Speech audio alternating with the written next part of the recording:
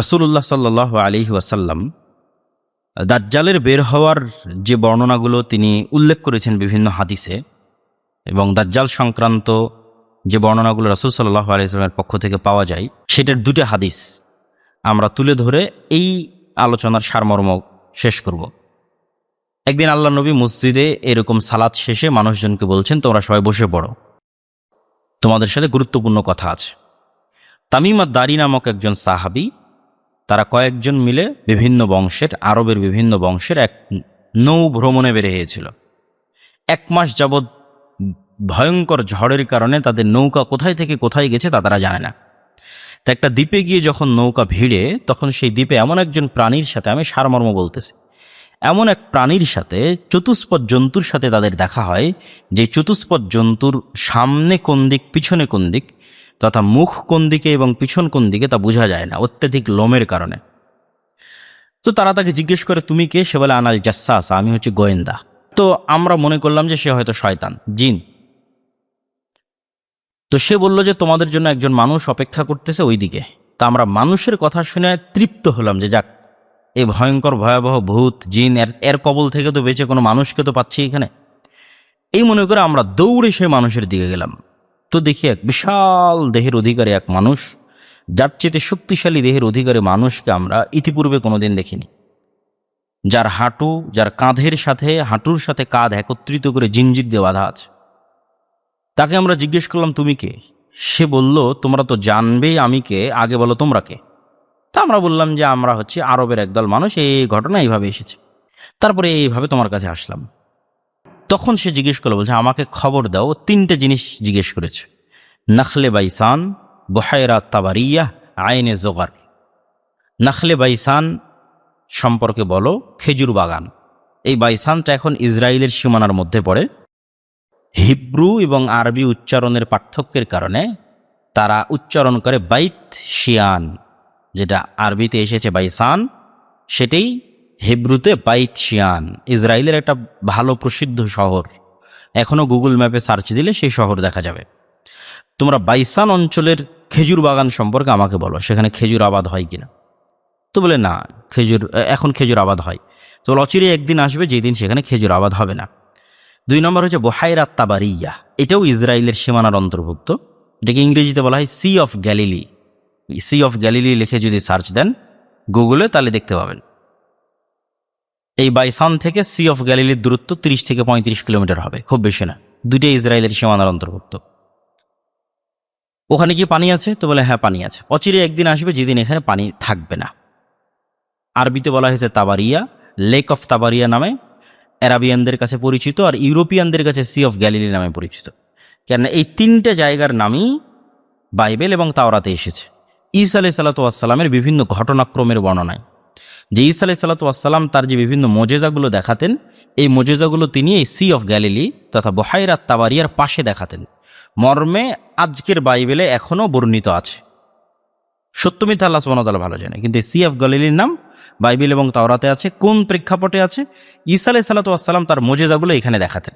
তিনি যে মৃতকে জীবিত করতেন, অন্ধ ব্যক্তিকে চক্ষুস্মান করতেন, মাথায় টাক পড়ে গেলে চুল তৈরি হয়ে যেত বিসমিল্লাহ বলে হাত দিলে, মাটি হাতে নিয়ে বিসমিল্লাহ বলে আকাশে উড়ে যেত পাখি হয়ে।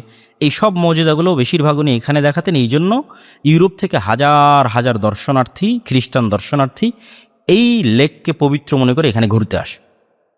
সি অফ গ্যালিলি, এটার কথা দাজ্জাল বলতেছে। আর 3 নম্বর হচ্ছে আইনে জোগার। এই জোগার স্প্রিং অফ জোয়ার, এই জোয়ার নামক ইংরেজিতে জোয়ার, আর আরবিতে, হিব্রু এবং আরবির উচ্চারণের পার্থক্য, আরবিতে জোগার, জা গাইন র, আর ইংরেজিতে জোয়ার, স্প্রিং অফ জোয়ার। এই জায়গার নামও বাইবেলে বর্ণিত আছে লূত আলাইহিস সালাতু ওয়াস সালামের ঘটনাকে কেন্দ্র করে। যে লূত আলাইহিস সালাতু ওয়াস সালামকে যেই জায়গায় আশ্রয় নিতে বলা হয়েছে পালিয়ে গিয়ে তার শহর ছেড়ে, সেটা হচ্ছে এই জায়গা। এবং এই যে ঝর্ণা যেখান থেকে পানি বের হয়, এই ঝর্ণাকে খ্রিস্টানরা পবিত্র মনে করে। এবং এটা ডেড সির পাশে, জর্দানের মধ্যে যে ডেড সি আছে ইসরায়েলের সীমান্তবর্তী, তার পাশে। আর এই 3টে জায়গায় তথা নাখল বাইসান, সি অফ গ্যালিলি, বাইত শিয়ান, সি অফ গ্যালিলি, আর স্প্রিং অফ জোয়ার তথা আইন জোয়ার, এগুলো সব 50-60 কিলোমিটার ইসরায়েল ফিলিস্তিন এই অঞ্চলের মধ্যেই। তো এখানে পানি আছে, পানি আছে। তো বলে এখানে একদিন পানি থাকবে না। তা তারপরে সে জিজ্ঞেস করলো রাসূল সাল্লাল্লাহু আলাইহি ওয়াসাল্লাম সম্পর্কে লম্বা ঘটনা, এবং শেষে তার নিজের পরিচয় দিল যে আমি হচ্ছে দাজ্জাল, পৃথিবীতে বের হব, 40 দিন সুযোগ দেওয়া হবে, তবে মক্কা এবং মদিনায় সুযোগ দেওয়া হবে না। মক্কা এবং মদিনায় যতবার আমি প্রবেশ করার চেষ্টা করব, প্রত্যেক দরজায় একজন করে ফেরেশতারা থাকবে, তারা আমাকে বাধা দিবে। তখন রাসূল সাল্লাল্লাহু আলাইহি ওয়াসাল্লাম তার হাতের যে লাঠি বক্তব্য দেওয়ার সময় ব্যবহার করতেন, ওইটা দিয়ে ওই মাটিতে আঘাত করে 3 বার বললেন, হাযিহি তাইবা, হাযিহি তাইবা, হাযিহি তাইবা। এটাই সেই তাইবা যার কথা দাজ্জাল বলছে, যেখানে এসে প্রবেশ করতে পারবে না। আর রাসূল সাল্লাল্লাহু আলাইহি ওয়াসাল্লাম ওখানে বসে থেকে হাত দিয়ে ইশারা করলেন যে দাজ্জাল বের হবে মাশরিক, মদিনা থেকে পূর্ব দিকে ইশারা করে তিনি বলতেছেন, আমাদের দিক থেকে পূর্ব দিকে না, মদিনা থেকে তিনি পূর্ব দিকে বলতেছেন। আর মদিনা থেকে পূর্ব দিকে পারস্য উপসাগর আছে, ইরান আছে, আফগানিস্তান আছে, এক লম্বা বিশাল অঞ্চল, আর্মেনিয়া, আজারবাইজান, এগুলো সব মদিনা থেকে পূর্ব দিকের অঞ্চল। সৌদি আরবের সীমানার মধ্যেও অসংখ্য জায়গা আছে যেগুলো মদিনা থেকে পূর্ব দিকের অঞ্চল। তো রাসূল সাল্লাল্লাহু আলাইহি ওয়াসাল্লাম বললেন দাজ্জাল বের হবে পূর্ব দিক থেকে। আর একটা হাদিস দাজ্জাল সম্পর্কে, এটা বলে আমরা সারমর্ম বলবো। রাসূলুল্লাহ সাল্লাল্লাহু আলাইহি ওয়াসাল্লাম বলেন যে দাজ্জাল সিরিয়া এবং ইরাকের সীমান্তবর্তী অঞ্চল থেকে বের হবে, সিরিয়া এবং ইরাকের মধ্যবর্তী অঞ্চল থেকে বের হবে, এবং এই অঞ্চলের আশেপাশে সে অনেক ফিতনা এবং ফাসাদ ছড়িয়ে দিবে। তোমাদের যদি কারোর সাথে দাজ্জালের দেখা হয়, তাহলে তোমরা সূরা কাহাফের প্রথম অংশ পড়বে। এবং দাজ্জালের চেহারা কেমন হবে, মাথার চুল কোঁকড়ানো হবে, একটা চোখ একটু উঁচু হয়ে থাকবে, অন্ধ কিন্তু উঁচু হয়ে থাকবে, এগুলো রাসূল সাল্লাল্লাহু আলাইহি ওয়াসাল্লাম বর্ণনা দিলেন। সে যুবক হবে, সে 40 দিন পৃথিবীতে থাকবে। তার প্রথম দিন হবে 1 বছরের সমান, দ্বিতীয় দিন হবে 1 মাসের সমান, তৃতীয় দিন হবে 1 সপ্তাহের সমান, আর বাকি 37 দিন হবে স্বাভাবিক দিনের সমান। কিভাবে সংঘটিত হবে আল্লাহ সুবহানাহু ওয়া তাআলা জানে। যদি ন্যাচারালি সংঘটিত হয়, তাহলে প্রাকৃতিক জগতে এক বিশাল পরিবর্তন লাগবে, তথা সৌরজগতের যে এখনকার যে রানিং সিস্টেম, এটার মধ্যে এক ব্যাপক পরিবর্তন তৈরি হবে। অথবা আর অন্য কোনোভাবেও হতে পারে, মানে ন্যাচারাল ওয়েতে নয়, সরাসরি আল্লাহ সুবহানাহু ওয়া তাআলার আদেশে সংগঠিত হতে পারে। আল্লাহ সুবহানাহু ওয়া তাআলা ভালো জানেন। রাসূল সাল্লাল্লাহু আলাইহি ওয়াসাল্লামকে জিজ্ঞেস করা আল্লাহ নবী, তখন সালাত কিভাবে হবে? এত বড় ভয়ঙ্কর ফিতনার মধ্যেও সাহাবীরা সালাতের কথা স্মরণে রেখেছে, অন্য কোনো কথা জিজ্ঞেস করেনি, সালাতের কথাই জিজ্ঞেস করেছে। তো বলে সালাত তোমরা স্বাভাবিক দিনের মাপ অনুযায়ী পড়বে। আল্লাহ নবী তাই সে কেমন গতিতেই 40 দিনে সারা পৃথিবী সফর করবে? কাল গাইসিন ইস্তাদবারাত হুররি, মেঘমালাকে যখন বাতাস তাড়িয়ে নিয়ে যায় সেই গতিতে সে সফর করবে। এখন এটার দ্বারা রাসূল সাল্লাল্লাহু আলাইহি ওয়াসাল্লাম সে কোনো যন্ত্র ইউজ করবে এই ধরনের, না সে নিজেই এইভাবে চলাচল করবে, আল্লাহ সুবহানাহু ওয়া তাআলা ভালো জানে। কিন্তু এই সেম বর্ণনা বাইবেলেও আছে যে সে মেঘমালার মধ্যে দিয়ে সফর করবে। সে যখন কোনো এরিয়াতে যাবে এবং তাদেরকে বলবে যে আমি ইলাহ, আমি রব, আমার ইবাদত করো, ওই এরিয়ার মানুষেরা যদি মেনে নেয়, ফায়ামুরুস সামা ফাতুমতিরুল আরদ ফাতুমবিত, যদি মেনে নেয় তাকে রব এবং ইলাহ হিসেবে, তাহলে ওই এরিয়ার আকাশকে সে বলবে বৃষ্টি বর্ষণ করো, আর ওই এরিয়ার জমিনকে সে বলবে ফসল উৎপাদন করো, আর ওই এরিয়ার মানুষ ধন সম্পদ টাকা পয়সায় পরিপূর্ণ হয়ে যাবে।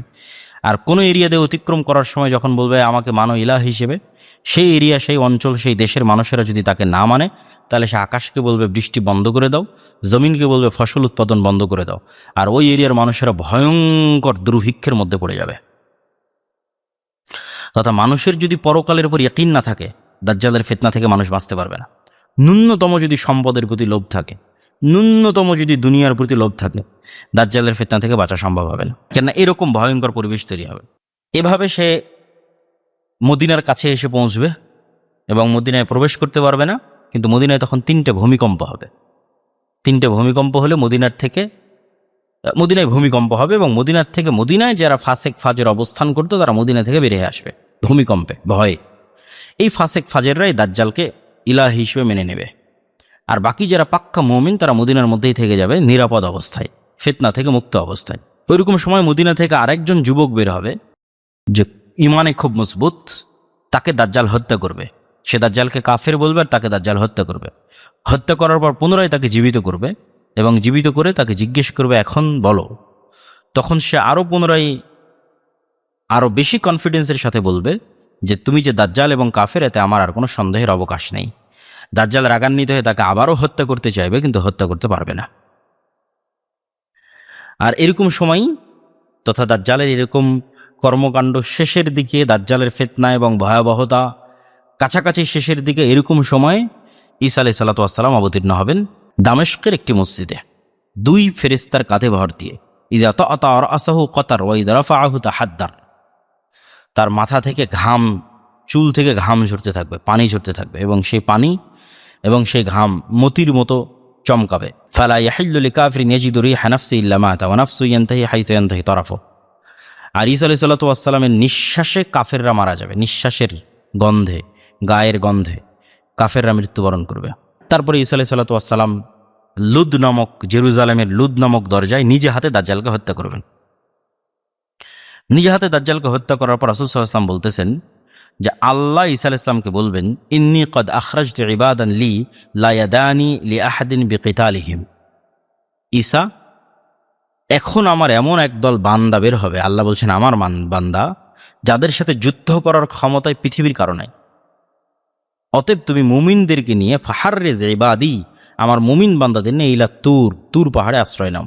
তখন ঈসা আলাইহিস সালাতু ওয়াস সালাম মুমিন মুজাহিদদের নিয়ে তুর পাহাড়ে আশ্রয় নেবেন। আর তখনই বের হবে ইয়াজুজ এবং মাজুজ। এই ইয়াজুজ মাজুজকে বাইবেলে বলা হয়েছে গগ অ্যান্ড ম্যাগগ, জাস্ট উচ্চারণের পার্থক্য। ইয়াজুজ এবং মাজুজ পৃথিবীর এমন কোনো সমুদ্র, নদী, নালা বাকি রাখবে না যেগুলো খেয়ে শেষ করে দিবে না। এবং ইয়াজুজ এবং মাজুজের এই তাণ্ডবের কারণে মুমিন মুজাহিদ এবং ঈসা আলাইহিস সালামরা তুর পাহাড়ে তাদের জীবন সংকীর্ণ হয়ে আসবে। খাবার নাই, পানি নাই, জীবন সংকীর্ণ হয়ে আসবে। যেই নবীর হাত দিয়ে আল্লাহ সুবহানাহু ওয়া তাআলা পৃথিবীর সবচেয়ে শক্তিশালী ভয়ঙ্কর ফিতনা দাজ্জালকে হত্যা করালেন, ওই নবীকে আল্লাহ আবার কেমন অসহায় অবস্থার মধ্যে ফেলে দিচ্ছে দেখেন। তো আল্লাহ সুবহানাহু ওয়া তাআলার কাছে আশ্রয় কামনা করা ছাড়া বাঁচা এবং মুক্তির কোন রাস্তা নাই। সেটা যদি ঈসা আলাইহিস সালাম হয়, সেটা যদি দাজ্জালকে হত্যাকারী ঈসা আলাইহিস সালাম হয়, তবু আল্লাহ সুবহানাহু ওয়া তাআলা তাকে এমন সিচুয়েশনে নিয়ে গেছেন যে এখন সে কান্নাকাটি করে আল্লাহ সুবহানাহু ওয়া তাআলার কাছে দোয়া করবে। তুর পাহাড়ে থাকা সকল মুমিন এবং মুজাহিদরা ঈসা আলাইহিস সালাম সহ কান্নাকাটি করে আল্লাহর কাছে দোয়া করবে, আল্লাহ বাঁচার তৌফিক দাও, খাওয়া নাই, পানি নাই, কিচ্ছু নাই, ফিতনা থেকে বাঁচাও। আল্লাহ সুবহানাহু ওয়া তাআলার সামনে পরিপূর্ণ অসহায়ত্ব এবং পরিপূর্ণ আত্মসমর্পণ ছাড়া মুসলমানদের বাঁচার কোনো রাস্তা নেই, সে যতই শক্তিশালী হোক। তখন আল্লাহ সুবহানাহু ওয়া তাআলা আসমান থেকে একদল আযাব অবতীর্ণ করবেন এবং ইয়াজুজ এবং মাজুজ তাদের শরীরে খোস পচড়া ইত্যাদি হয়ে তাদের গোস্ত খসে খসে পড়বে এবং তারা মারা যাবে। তারা মারা গেলে জমিনে এমন 1 ইঞ্চি জায়গাও খালি থাকবে না যেটা গন্ধমুক্ত, লাশবিহীন গন্ধমুক্ত জায়গা। তখন আবার ঈসা আলাইহিস সালাতু ওয়াস সালাম এবং মুমিন মুজাহিদের আল্লাহর কাছে আবারও কান্নাকাটি করবে, আল্লাহ এগুলো থাকার উপযোগী করে দাও পৃথিবীকে। তখন আল্লাহ সুবহানাহু ওয়া তাআলা উষ্ট্রের যে কুঁজ আছে ওই রকম কুঁজ বিশিষ্ট একদল বিশাল বড় বড় পাখি পাঠাবে, যে পাখি এই লাশগুলো নিয়ে গিয়ে দূরে কোথাও নিক্ষেপ করবে এবং আসমানকে ব্যাপক বৃষ্টি বর্ষণের আদেশ দেওয়া হবে এবং আসমান ব্যাপক বৃষ্টি বর্ষণের মাধ্যমে এই পুরো অঞ্চলকে সাফ এবং পরিষ্কার এবং বসবাস উপযোগী করে দেবে। এবং ঈসা আলাইহিস সালাতু ওয়াস সালাম তখন মুমিন মুজাহিদ এবং তার সঙ্গী সাথীদের নিয়ে পৃথিবীতে নেমে আসবেন।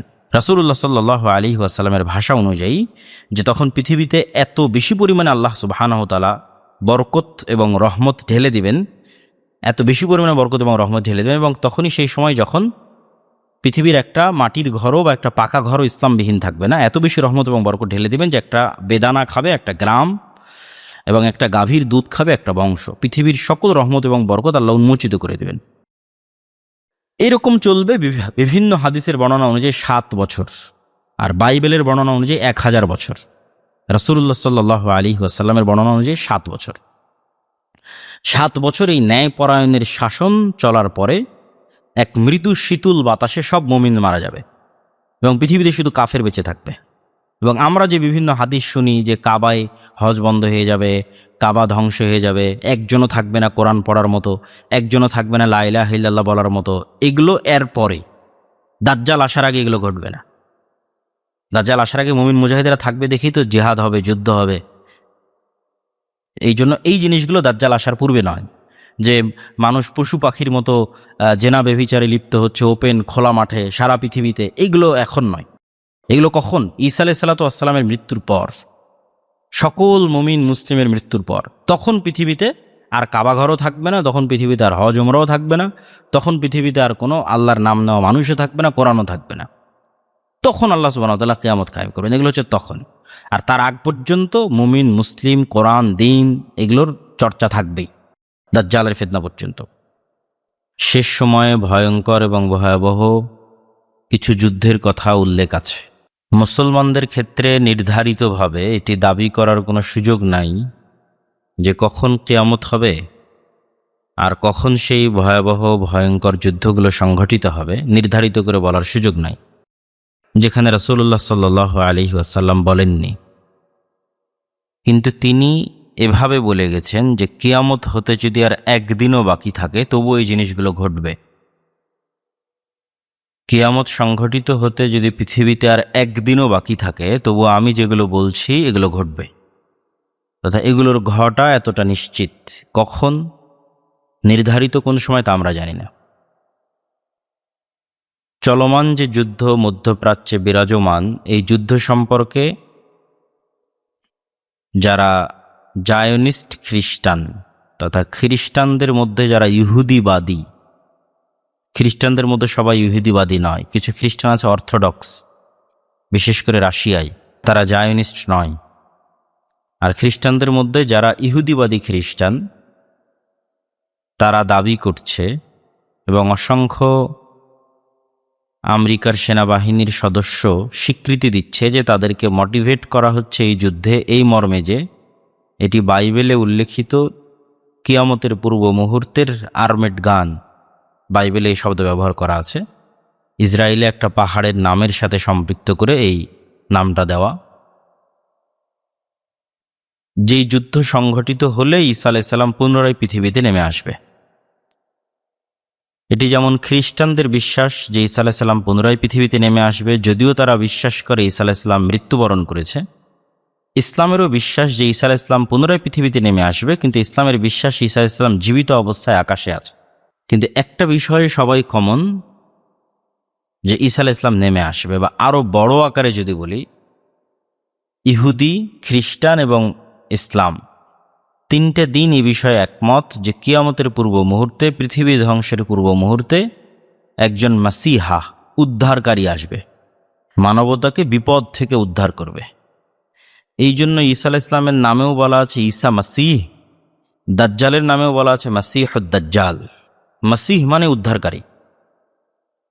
এখন কে কার উদ্ধারকারী আল্লাহ সুবহানাহু ওয়া তাআলা ভালো জানে, কিন্তু অ্যানালাইসিস করলে বোঝা যায় যে ইহুদিদের উদ্ধারকারী হচ্ছে দাজ্জাল, আর খ্রিস্টান এবং মুসলমানদের উদ্ধারকারী হচ্ছে ঈসা আলাইহিস সালাতু ওয়াস সালাম। এটা হাদিসের আলোকে ফুটে ওঠে, কিন্তু সবাই বিশ্বাস করে যে কিয়ামতের পূর্ব মুহূর্তে একজন উদ্ধারকারী আসবে এবং ভয়াবহ ভয়ঙ্কর যুদ্ধ হবে। তো তারা বলতেছে যে তারা ওই ঈসা আলাইহিস সালামকে ফেরত নিয়ে আসার যে অভিযান, সেটি তারা শুরু করেছে, যেন ঈসা আলাইহিস সালাম এই ঘটনা প্রবাহের মধ্যে পৃথিবীতে ফিরে আসে। কিন্তু ইসলামের দৃষ্টিতে এইভাবে নির্ধারিত করে বলার আসলে সুযোগ নাই। কিন্তু আমরা অবশ্যই এতটুকু তো জানতে পারি যে রাসূলুল্লাহ সাল্লাল্লাহু আলাইহি ওয়াসাল্লাম হাদিসে কি বলে গেছেন, এবং সেগুলোর যতটুকু সঠিক ব্যাখ্যা দাঁড় করানো যায়, কাল্পনিক নয়, অবাস্তব নয়, একদম হাতে গোনে নির্ধারিত সাল নয়, সালাফে সালেহিন যতটুকু বিশুদ্ধ ব্যাখ্যা করেছেন, সেই কয়েকটা হাদিস আমরা আজকে বক্তব্যের শুরুতে তুলে ধরব ইনশাআল্লাহ। রাসূলুল্লাহ সাল্লাল্লাহু আলাইহি ওয়াসাল্লাম বলেন, আউফ বিন মালিক রাদিয়াল্লাহু তাআলা আনহু থেকে বর্ণিত, উদুদ সিত্তাম বাইনা ইয়াদাই সাআহ, তোমরা কিয়ামত পর্যন্ত 6টা জিনিস হাতে গোনে রাখো। এক, মাউতি, আমার নিজের মৃত্যু। স্বয়ং রাসূল সাল্লাল্লাহু আলাইহি ওয়াসাল্লামের আগমন কিয়ামতের অনেক বড় একটা আলামত। কিয়ামতের বড় বড় আলামতগুলোর একটা বড় আলামত রাসূল সাল্লাল্লাহু আলাইহি ওয়াসাল্লামের প্রেরিত হওয়া। কেন আগের সকল রাসূলের ক্ষেত্রে এটা বলা যেত না যে ইনি শেষ রাসূল, এরপরে রাসূল আসবে না। সব রাসূলের ক্ষেত্রে বলা হতো যে এরপরে আবার রাসূল আসবে, এরপরে আবার নবী আসবে। তাহলে সেক্ষেত্রে তাদের আসার সাথে কিয়ামতের সংশ্লিষ্টটা কম ছিল। আর মুহাম্মদ সাল্লাল্লাহু আলাইহি ওয়াসাল্লামের আসার পরে যেহেতু আর নবী আসবে না, তাহলে মুহাম্মদ সাল্লাল্লাহু আলাইহি ওয়াসাল্লামের আসার পরেই কিয়ামত হবে।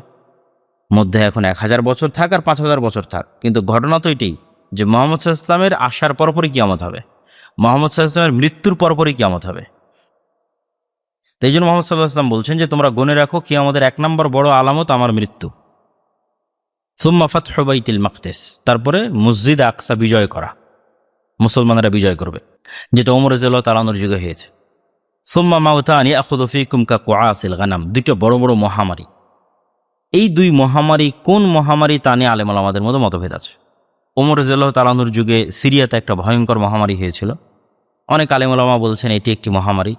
আর গত 1400 বছরে তো এরকম আরও অসংখ্য বড় বড় মহামারী হয়েছে, এলাকা ভিত্তিক, এরিয়া ভিত্তিক। তো এই দুই মহামারী এসেছে না আসবে আল্লাহ সুবহানাহু ওয়া তাআলা ভালো জানে।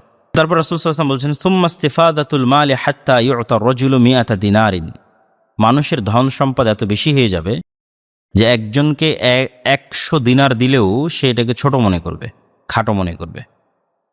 সুম্মা ফিতনাতুন লা ইয়াবকা বাইতুম মিনাল আরাব, তারপরে এমন এক ফিতনা প্রকাশ পাবে যে ফিতনা থেকে আরবের কোনো ঘর মুক্ত থাকবে না। স্পেশালি আরবের এমন কোনো ঘর থাকবে না যেই ঘর এই ফিতনার সাথে কানেক্টেড হবে না। এটা দুই ধরনেরই ব্যাখ্যা হতে পারে। সাধারণত ফিতনা শব্দ কোরআন এবং হাদিসে ব্যবহার হলে মারামারি, ফাটাফাটি, হত্যা, যুদ্ধ, হাঙ্গামা, এটাই বোঝানো হয়।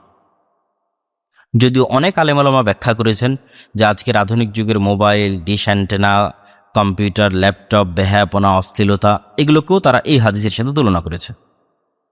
তো সেক্ষেত্রে তো সারা পৃথিবীর সকল ঘরেই ফিতনা প্রবেশ করেছে।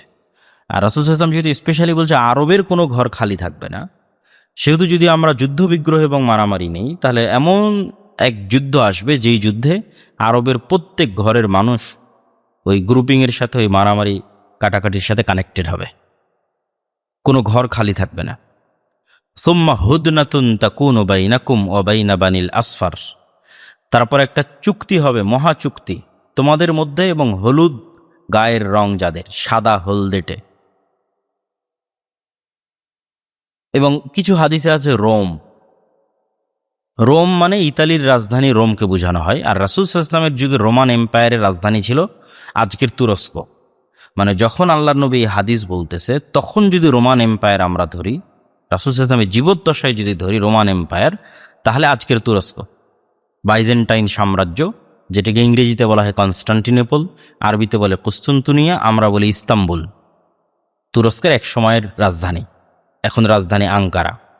তো সেক্ষেত্রে একদল আলেম ওলামার মত হচ্ছে যে ইউরোপ এবং আমেরিকা তাদের উদ্দেশ্য, আর এক দলের মত হচ্ছে যে না, ওই সময় রোমান এম্পায়ার যেটা তুরস্কে ছিল সেটা ছিল অর্থোডক্স, আর আজকের অর্থোডক্সরা হচ্ছে রাশিয়ান।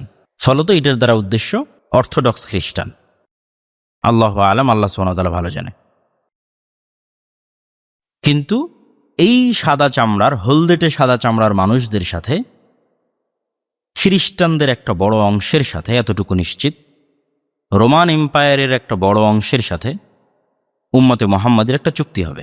ফায়াকদিরুন, তারা এই চুক্তিকে লঙ্ঘন করবে। ফায়াতুনাকুম তাহতা থামানিনা গায়া, তারপরে রোমান খ্রিস্টানরাই 80টা পতাকার অধীনে তোমাদের বিরুদ্ধে একত্রিত হবে। তাহতা কুল্লি গায়াতিন ইসনা আশারা আলফা, আর প্রত্যেক পতাকার অধীনে থাকবে 12,000 করে সৈন্যবাহিনী। সহিহ বুখারীর হাদিস।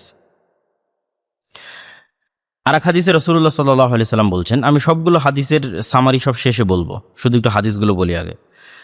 সামি'তুম বিমাদিনাতিন জানিবুম মিনহা ফিল বাররি ওয়া জানিবুম মিনহা ফিল বাহর, তোমরা এমন একটি শহরের কথা জানো যার এক পাশ সাগর এবং এক পাশ সমতল। প্রায় সব ব্যাখ্যাকার এই হাদিসের ব্যাখ্যায় বলেছেন এটা ইস্তাম্বুল, তুরস্ক। লা তাকুমু সাআ হাত্তা ইয়াগজুহা 70 আলফা মিন বানি ইসহাক, ততদিন পর্যন্ত কিয়ামত হবে না যতদিন না ইব্রাহিম আলাইহিস সালামের বংশের, ইসহাক আলাইহিস সালাতু ওয়াস সালামের বংশের 70,000 মুসলমান এই শহরে যুদ্ধ না করছে। ফাইদা জাউহা নাজালু ফালাম ইউকাতিলু বিসিলাহিন ওয়া লাম ইয়ারমু বিসাহমিন, যখন এই শহরে তারা একত্রিত হবে সেই দিন তারা কোনো অস্ত্র দিয়ে যুদ্ধ করবে না, না তরবারি, না গুলি, রাইফেল, বম, না তীর। ক্বালু লা ইলাহা ইল্লাল্লাহ আল্লাহু আকবার, তারা শুধু মুখে উচ্চারণ করবে লা ইলাহা ইল্লাল্লাহ আল্লাহু আকবার। এই উচ্চারণেই ইয়াসকুতু আহাদা জানিবিহা, ওই শহরের এক পাশের দেওয়াল ভেঙে পড়ে যাবে। এবং এইভাবে 3 বার তারা এই বাক্য উচ্চারণ করবে লা ইলাহা ইল্লাল্লাহু আল্লাহু আকবার। 3 বারের উচ্চারণে 3টা দেওয়াল, 3 পাড়ের দেওয়াল ভেঙে পড়ে যাবে এবং মুসলমানেরা বিজয়ী অবস্থায় ওই শহরে প্রবেশ করবে। ফাবাইনামা হুম ইয়াকতাসিমুন আল মাগানিম, বিজয়ী অবস্থায় প্রবেশ করে যখন তারা গনিমতের মাল বন্টন করবে তখন অদৃশ্য থেকে আওয়াজ আসবে, ইন্নাদ দাজ্জাল লাকাদ খারাজ, দাজ্জাল তোমাদের বাড়ি ঘরে প্রবেশ করেছে। যদিও এটা মিথ্যা আওয়াজ হবে, দাজ্জাল তখনও বের হয়নি, এটা পরের হাদিসে আরও আর এক হাদিসে বোঝা যাবে। আর এক হাদিসে রাসূলুল্লাহ সাল্লাল্লাহু আলাইহি ওয়াসাল্লাম বলেন, লা তাকুমু সাআ হাত্তা ইয়ানজিলা রুমু বিল আমাকি ওয়া বিদাবিক, ততদিন পর্যন্ত কিয়ামত হবে না যতদিন না উম্মতে মুহাম্মাদি রোমানদের সাথে আমাক এবং দাবেক নামক জায়গায় যুদ্ধ না করছে। এ আমাক এবং দাবেক নামক জায়গাটা হচ্ছে সিরিয়ার হালব, যাকে ইংরেজিতে বলে আলেপ্পো। এ হালব নগরীর তুরস্ক সীমান্তবর্তী অঞ্চল, যেখান থেকে বর্তমান যারা শাসক আহমাদ আশ-শারা, তারা যেখান থেকে উঠে এসেছে, ইদলিব, সেই আলেপ্পোর তুরস্ক সীমান্তবর্তী অঞ্চল ইদলিব বা তার আশেপাশের অঞ্চল হচ্ছে আমাক এবং দাবেক। এই অঞ্চলে যতক্ষণ না একটা যুদ্ধ হবে রোমানদের সাথে, খ্রিস্টানদের সাথে, ফায়াখরুজু ইলাইহিম জাইশুম মিনাল মাদিনাতি মিন খিয়ারি আহলিল আরজ, ওই দিন ওই যুদ্ধে অংশগ্রহণ করার জন্য মদিনা থেকে তৎকালীন বিশ্বের সর্বশ্রেষ্ঠ মানুষ, একদল মানুষ বের হয়ে আসবে, সর্বশ্রেষ্ঠ, সবচেয়ে তাকওয়াবান, সবচেয়ে পরহেজগার। ফাইদা তাসাফু ক্বালাত রুম খাল্লু বাইনানা ওয়া বাইনাল্লাযী সাবাউ মিন্না নুকাতিলুহুম, তখন রোমানরা এই মদিনা থেকে আসা মুজাহিদদেরকে বলবে, যোদ্ধাদেরকে বলবে যে তোমাদের সাথে তো আমাদের যুদ্ধ না, আমাদের যুদ্ধ শাম সিরিয়ার এদের সাথে, তোমরা কেন মধ্যেখান থেকে এসে বাধা দিচ্ছ, তোমরা ছেড়ে দাও, রাস্তা ছেড়ে দাও আমাদের জন্য। তখন মদিনার মানুষেরা বলবে যে না, আমরা আমাদের ভাইদেরকে এভাবে একা তোমাদের জন্য ফেলে দিতে পারি না। রাসূল সাল্লাল্লাহু আলাইহি ওয়াসাল্লাম বলছেন সেই দিনের যুদ্ধে মুসলমানেরা 3 ভাগে বিভক্ত হবে, তাদের এক অংশ, 3 ভাগের এক অংশ যুদ্ধ থেকে পালিয়ে যাবে যুদ্ধের ভয়াবহতা দেখে। লা ইয়াতুবুল্লাহু আলাইহিম আবাদা, এদের তওবা আল্লাহ কোনোদিন কবুল করবে না, এত বড় গুনাহে তারা লিপ্ত হবে। ওয়ায়াকতুলু সুলুসুম আফজালুশ শুহাদা, আর 3 ভাগের 1 ভাগ এই যুদ্ধে শহীদ হয়ে যাবে, তারা হচ্ছে পৃথিবীর সর্বশ্রেষ্ঠ শহীদ। ওয়ায়াফতাতিহু সুলুসু লা ইফতানুনা আবাদা, আর 3 ভাগের 1 ভাগকে আল্লাহ বিজয় দান করবে, তারা মৃত্যু পর্যন্ত আর কোনোদিন ফিতনায় পতিত হবে না। আর এই 3 ভাগের 1 ভাগে ইফতাতিহুনা কুস্তুনতুনিয়া, ইস্তাম্বুল তুরস্ক বিজয় করবে, কনস্টান্টিনোপল বিজয় করবে। ফাবাইনামা হুম ইয়াকতাসিমুন আল গানাইম, যখন তারা গনিমতের মাল বন্টন করবে বিজয় করার পর, এবং তাদের তরবারি জাইতুন গাছে ঝুলানো থাকবে, অলিভ অয়েল জাইতুন গাছে ঝুলানো থাকবে, তখন শয়তান চিৎকার করে বলবে অদৃশ্য থেকে, দাজ্জাল তোমাদের বাড়িতে ঢুকে গেছে। কিন্তু আসলে তখনও দাজ্জাল বের হয়নি। তাহলে আগের হাদিস আর এই হাদিস মিলিয়ে বোঝা যাচ্ছে যে এই শহর বিজয়ের ঘটনা ইস্তাম্বুল। ফায়াখরুজুনা ওয়া যালিকা বাতিলুন ফাইদা জাউ শাম খারাজা ফাবাইনাহুমা হুম ইউইদ্দুনা লিল কিতাল, তো তারা দাজ্জালের সংবাদ শুনে দামেস্ক নগরীতে ফিরে আসবে দাজ্জালকে খুঁজতে, সিরিয়ার সীমান্তবর্তী অঞ্চল থেকে সিরিয়ার রাজধানীতে ফিরে আসবে। কিন্তু তখনও দাজ্জাল আসলে বের হয়নি।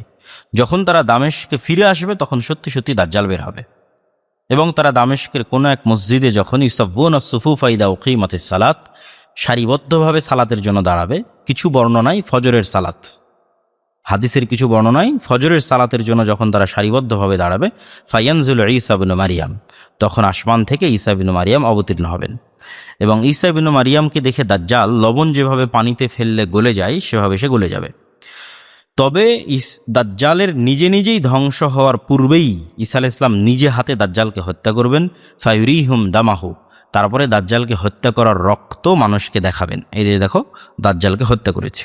আর এক বর্ণনায় রাসূলুল্লাহ সাল্লাল্লাহু আলাইহি ওয়াসাল্লাম এমন এক যুদ্ধের কথা বলতেছেন, হতে পারে এই যুদ্ধই, যেই যুদ্ধ আমরা ইস্তাম্বুল বিজয়ের যুদ্ধ বলছি, রোমানদের সাথে যুদ্ধ বলছি, এই যুদ্ধের কথাই রাসূল সাল্লাল্লাহু আলাইহি ওয়াসাল্লাম বলতেছেন যে এই যুদ্ধ এত ঘোরতর, এত ভয়ঙ্কর, এত ভয়াবহ হবে যে কোনো পরিবারে যদি 100 সন্তান থাকে, 100 মানুষের যদি একটা পরিবার হয়, তাহলে 99 জনই মারা যাবে, একজন বেঁচে থাকবে।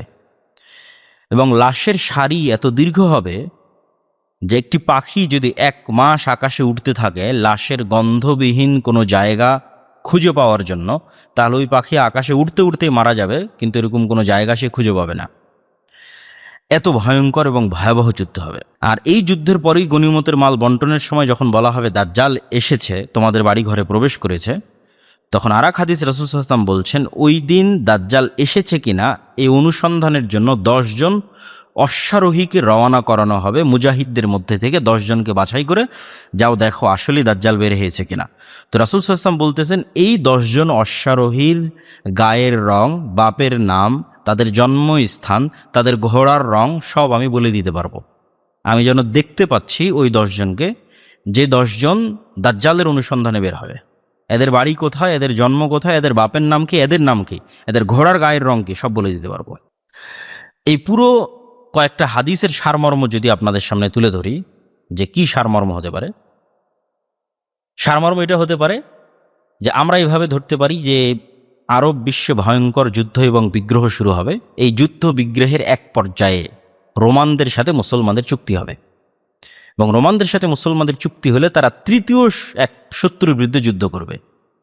এই তৃতীয় শত্রু ইহুদিরাও হতে পারে, এই তৃতীয় শত্রু অন্য যে কেউ হতে পারে, আল্লাহু আলাম, আল্লাহ সুবহানাহু ওয়া তাআলা ভালো জানেন। ওই যুদ্ধে খ্রিস্টান এবং মুসলমানেরা বিজয়ী হবে। বিজয়ী হওয়ার পর খ্রিস্টানরা বলবে যে ক্রুশের কারণে আমরা বিজয়ী হয়েছি। তখন এক মুসলমান ওই ক্রুশকে ভেঙে দিবে। তখন খ্রিস্টান এবং মুসলমান আলাদা হয়ে তারা এবার যুদ্ধের জন্য মুখোমুখি হবে। এই যুদ্ধটাই হবে তুরস্কের সীমান্তবর্তী অঞ্চলে, এবং এই যুদ্ধের পূর্ব মুহূর্তে ইমাম মাহদী প্রকাশ পাবে। সারমর্ম যদি বলি, যে সব ঘটনার সামনে, তার আগ পর্যন্ত ইমাম মাহদী প্রকাশ পায়নি, তথা যখন রোমানদের সাথে একত্রিতভাবে চুক্তি হয়ে তৃতীয় এক পক্ষের বিরুদ্ধে যুদ্ধ হচ্ছে তখনও নয়, ভাবে তাই মনে হয়। ওইটার পরে এবং রোমানদের সাথে যখন যুদ্ধ হবে সেই মুহূর্তে ইমাম মাহদী বের হবেন, এবং তিনি এই যুদ্ধের অংশ হবেন। আর এই যুদ্ধই সেই যুদ্ধ, যে যুদ্ধে আমরা বললাম এক অংশ পালিয়ে যাবে, এক অংশ নিহত হবে, শহীদ হবে, এক অংশ বিজয়ী হবে, এবং এত বেশি পরিমাণে মানুষ মারা যাবে যে 100 যদি একটা বংশের লোক হয় তাহলে 99 জন মারা যাবে, একজন বেঁচে থাকবে। এই হলো সে ভয়ঙ্কর যুদ্ধ। এটার পরে কুস্তুনতুনিয়া বিজয় হবে, আর অসংখ্য কিছু বিজয় হবে। এবং এই যুদ্ধটা রোমানদের সাথে মিলে তৃতীয় পক্ষের বিরুদ্ধে যে যুদ্ধ হচ্ছে ওইটা কিসের ভিত্তিতে হবে আল্লাহ ভালো জানে, কিন্তু রোমান খ্রিস্টানদের সাথে যে যুদ্ধ হচ্ছে এই যুদ্ধে যে আধুনিক অস্ত্র থাকছে না, এটা অসংখ্য হাদিসে স্পষ্টভাবে বোঝা যায়। আগের যুগে যে অস্ত্রগুলো দিয়ে যুদ্ধ হতো, তরবারি, তীর, ধনুক, সেগুলো দিয়ে যুদ্ধ হবে। এগুলো বিজয় যখন শেষ হবে, ইমাম মাহদীরা যখন এগুলো বিজয় কমপ্লিট করে নেবে, তখন এবার দাজ্জাল বের হবে। দাজ্জাল বের হওয়ার পর পৃথিবীতে ভয়ঙ্কর এক পরিবেশ তৈরি হবে, ভয়ঙ্কর ফিতনা, মানুষ ইমান হারিয়ে ফেলবে। যারা ইমানের উপর থাকবে তাদেরকে অঞ্চলে দুর্ভিক্ষ দেখা দিবে। আর এক হাদিসে আছে যে সিরিয়ার মোমেনরা এমন দুর্ভিক্ষে পতিত হবে, হাদিসটা অনুবাদ করিনি, এমন দুর্ভিক্ষে পতিত হবে দাজ্জালের কারণে যে তারা তাদের ধনুক আগুনে জ্বালিয়ে ওই ধনুকের ছাই পর্যন্ত তারা খাবে, ভক্ষণ করবে, তাদের কাছে খাবার কিছু থাকবে না। এরকম ভয়ঙ্কর ফিতনা পৃথিবীতে দেখা দিবে দাজ্জালের। এই ভয়ঙ্কর ফিতনার শেষ পর্যায়ে ঈসা আলাইহিস সালাতু ওয়াস সালাম পৃথিবীতে অবতীর্ণ করবেন। আর ঈসা আলাইহিস সালাতু ওয়াস সালামের হাতে দাজ্জালের মৃত্যুর পর ইয়াজুজ মাজুজ বের হবে। আর ইয়াজুজ মাজুজের পরে আরেকটা হাদিসে রাসূলুল্লাহ সাল্লাল্লাহু আলাইহি ওয়াসাল্লাম আরও কিছু বিষয়ের কথা বলেছেন, যে বিষয়গুলো হচ্ছে ইয়াজুজ মাজুজের পরে ঈসা আলাইহিস সালাতু ওয়াস সালামের 7 বছরের যে শাসন, এই শাসনের পরে এবং সকল মুমিন এবং মুসলিম যখন মারা যাবে, হয়তো তখন অথবা দাজ্জালের সময় দাব্বাতুল আরজ, পৃথিবীতে এক ভয়ঙ্কর প্রাণী প্রকাশ পাবে, যে প্রাণীকে মানুষ আগে কোনোদিন দেখেনি। হতে পারে দাজ্জালের সাথে যে প্রাণী ছিল সেই প্রাণী, জাসসাস, যে নিজেকে গোয়েন্দা বলে পরিচয় দিচ্ছিল, কারণ ওই প্রাণী আর এই প্রাণীর মধ্যে আকার আকৃতিতে মিল আছে। সেটা হচ্ছে তাদের সামনে এবং পিছন কোন দিকে এটা চেনা যায় না, বোঝা যায় না। এবং পৃথিবীতে 3টা ভয়ঙ্কর ভূমিকম্প হবে, পূর্বে, পশ্চিমে এবং জাজিরাতুল আরবে। আর পূর্ব দিক থেকে আগুন বের হবে, ধোঁয়া বের হবে, যা মানুষকে কিয়ামতের মাঠের দিকে নিয়ে যাবে। এবং তখন সূর্য তার উল্টা দিক থেকে, পূর্ব দিক থেকে সূর্য ওঠে, সূর্য তখন পশ্চিম দিক থেকে উঠবে। এগুলো সব পরের বর্ণনা, আর তার আগের বর্ণনাগুলো আমরা সারমর্ম বা সামারি করলাম। আর এই ঘটনার আরেকটা সারমর্ম বা সামারি কি, যে কিয়ামতের পূর্ব মুহূর্তের যত যুদ্ধ বিগ্রহ আর দাজ্জালের মুখে বলা যত জায়গা, আর রোমানদের সাথে যুদ্ধের যত জায়গা, আর দাজ্জালকে হত্যা করার জায়গা, আর ইয়াজুজ মাজুজ বের হলে আশ্রয় নেওয়ার জায়গা, সব হচ্ছে এই ফিলিস্তিন, এই ইসরায়েল, এই সিরিয়া, এই তুর পাহাড়, সব এই অঞ্চল। তথা এই অঞ্চলকে কেন্দ্র করে যে ভয়ঙ্কর ফিতনা তৈরি হবে এটা 100% নিশ্চিত। তুরস্কের নাম বারবার এসেছে, সিরিয়ার সীমান্তবর্তী অঞ্চল, দামেস্ক শহর, দাজ্জাল 3টা জায়গার নাম বলেছে যেগুলো ইসরায়েলের অন্তর্ভুক্ত, আর তুর পাহাড়ে আশ্রয় নেবে। এগুলো সব যদি আমরা একটা ম্যাপের মধ্যে আঁকার চেষ্টা করি, সব একটা আরেকটার সাথে কাছাকাছি। এবং এই জায়গা নিয়েই তো পৃথিবীতে এখন সবচেয়ে ভয়ঙ্কর ফিতনার যুগে পৃথিবী প্রবেশ করেছে। আর কিয়ামতের পূর্ব মুহূর্তের হাদিসগুলোতে এতটুকু নিশ্চিত যে এখানেই ফিতনা হবে, এবং এই ফিতনা থেকে মক্কা এবং মদিনা কিছুটা মুক্ত থাকবে। তবে মদিনা থেকে শ্রেষ্ঠ মুজাহিদরা বের হবে ইমাম মাহদির সাথে, যারাও এই যুদ্ধে অংশগ্রহণ করবে। আমাদের করণীয় কি? আমাদের করণীয় হচ্ছে আমরা ওই যুগ পাওয়ার আশা রাখবো, ওই যুগ পাওয়ার আকাঙ্ক্ষা রাখবো। সব ঘটনাকে এই জিনিসগুলোর সাথে মিলিয়ে দেখবো এটা নয়। রাসূল সাল্লাল্লাহু আলাইহি সাল্লামের শিক্ষা হচ্ছে দাজ্জালের ফিতনা থেকে বাঁচতে চাওয়া। প্রত্যেক সালাতের যে দোয়া, সেই দোয়ার মধ্যে আছে আল্লাহুম্মা ইন্না আউযুবিকা মিন ফিতনাতিল মাসীহিদ দাজ্জাল। হে আল্লাহ, দাজ্জালের ফিতনা থেকে বাঁচতে চাই। তাহলে আমাদের চাওয়া কি? দাজ্জাল, ইমাম মাহদি, ঈসা আলাইহিস সালাম পৃথিবীতে আসার পূর্বেই আমরা যেন ঈমান নিয়ে পৃথিবী থেকে বিদায় নিতে পারি। এটাই ইসলামের শিক্ষা। এইটা ইসলামের শিক্ষা নয় যে না, আমি ইমাম মাহদির মুজাহিদ বাহিনীর সৈনিক হব, এই জন্য আমি প্রস্তুতি নিব বা এই জন্য আমি চেষ্টা করবো। এটা রাসূল সাল্লাল্লাহু আলাইহি ওয়াসাল্লাম শিখাননি। বরং আল্লাহর কাছে এটাই দোয়া করতে হবে যে আল্লাহ, ওই ফিতনার যুগ আসার আগে যেন আমাদের যুগ শেষ হয়ে যায়। ওই ভয়ঙ্কর ফিতনার যুগে আপনি ঈমান নিয়ে টিকে থাকতে পারবেন, এটার গ্যারেন্টি আপনি দিতে পারবেন না। রাতের বেলা মানুষ মুমিন অবস্থায় ঘুমাবে, সকালে কাফের অবস্থায় উঠবে। এরকম ভয়ঙ্কর ফিতনা হচ্ছে দাজ্জালের যুগের ফিতনা। সকল নবী এই ফিতনা থেকে পরিত্রাণ চেয়েছেন, আমাদের নবীও চেয়েছেন, আমাদেরও এই ফিতনা থেকে পরিত্রাণ চাইতে হবে। তাহলে ওটার প্রতি আগ্রহী হওয়া নয়, ফিতনা থেকে পরিত্রাণ চাওয়া, এটা হলো আমাদের করণীয়। আল্লাহ সুবহানাহু ওয়া তাআলা আমাদের আজকের জুমার খুতবার যে সারমর্ম, এই সারমর্মকে সামনে রেখে আল্লাহ সুবহানাহু ওয়া তাআলা আমাদের দুনিয়ার প্রকাশ্য এবং অপ্রকাশ্য সকল ফিতনা থেকে হেফাজত থাকার তৌফিক দান করুক, আল্লাহুম্মা আমিন। দাজ্জালের ফিতনা থেকে আমাদের আল্লাহ সুবহানাহু ওয়া তাআলা হেফাজতে রাখুক, আল্লাহুম্মা আমিন। দাজ্জালের ফিতনা পৃথিবীতে প্রকাশ পাওয়ার পূর্বেই আমরা আমাদের ঈমান নিয়ে যেন পৃথিবী থেকে চলে যেতে পারি, সেই তৌফিক আল্লাহ সুবহানাহু ওয়া তাআলা আমাদের দান করুন, আল্লাহুম্মা আমিন।